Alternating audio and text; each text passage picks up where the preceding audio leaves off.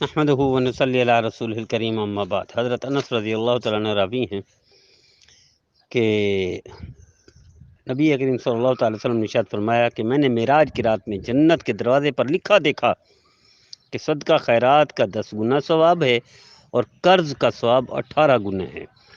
آپ اندازہ کریں کہ ہمارے معاشرے میں صدقہ خیرات تو کر دیا جاتا ہے لیکن قرض نہیں دیا جاتا۔ اچھا، غلطی کوتاہی دونوں طرف سے ہوتی ہے، جو قرض لیتا ہے وہ دینا بھی وہ کرتا ہے، یعنی وعدہ کی خلاف ورزی کر دیتا ہے۔ ہم سارے ایک جیسے ہیں، سارے ایک تھالی کے چٹے بٹے ہیں۔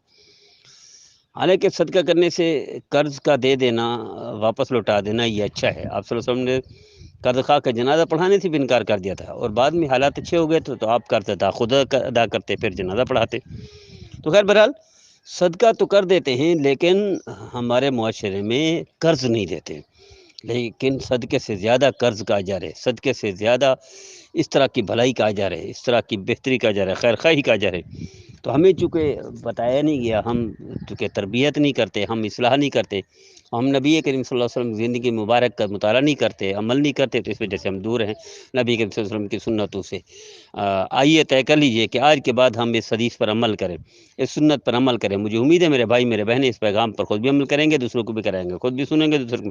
صدقہ ضرور دیں، اچھائی کریں، بھلائی کریں، لیکن قرض کوئی مانگے تو قرض ضرور دیں، اس کا زیادہ اجر ہے، زیادہ فضیلت ہے، زیادہ نیکی ہے۔ مجھے امید ہے میرے بھائی میرے بہنیں 100% اس پر عمل کریں گے اور کرائیں گے، خود بھی پیغام سنیں گے، دوسروں کو بھی سنائیں گے۔